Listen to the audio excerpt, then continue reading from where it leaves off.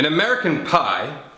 the song, not the movie or the pie, Don McLean talks about the day the music died, which is February 3rd, 1959, when an aeroplane crash killed performers Ritchie Valens, the Big Bopper, and Buddy Holly. In 1978, the Buddy Holly story, starring future internet meme Gary Busey, was released, and ex-Beatle Paul McCartney held an opening night party where one of the guests was notorious party animal rock and roll star Keith Moon, drummer for The Who. It was the last party Keith Moon ever attended because he died a few hours later, aged 32, in the flat he was borrowing from singer-songwriter Harry Nilsson, who wrote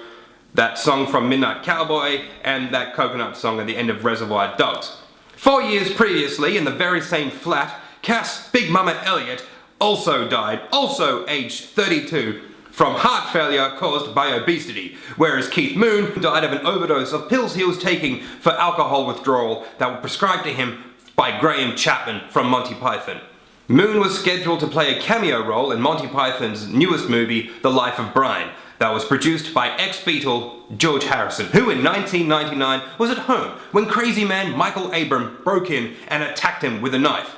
George Harrison, a devout Hare Krishna, began to defend himself by chanting protective mantras at Abram, which, for reasons modern science cannot explain, did fuck all to prevent Harrison from receiving 40 knife wounds before his wife Olivia rolled her eyes and gonked Abram on the head with a fire poker. This feisty Mexican wife would have been a lot more useful than Harrison's previous wife, Pattie Boyd, who had left him for his best friend, Eric Clapton, who had written the song Layla for her with his band Derek and the Dominos, whose drummer Jim Gordon, not to be confused with Commissioner from Batman, wrote that piano bit on the second half of Layla that's featured in the movie Goodfellas when all the dead bodies are found.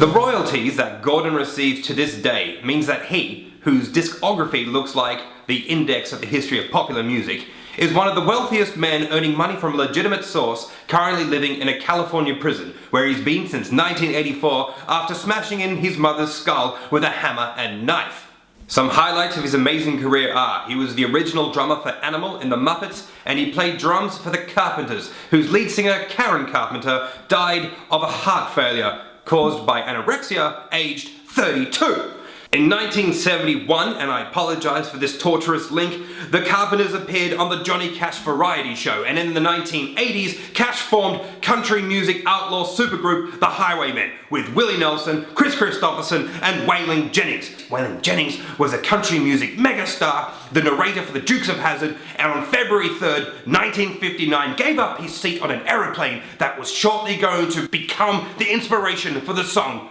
American Pie. Now, hopefully there's some information in there that might win you a point in a pub quiz. And if you want to hear more about this, come see my show.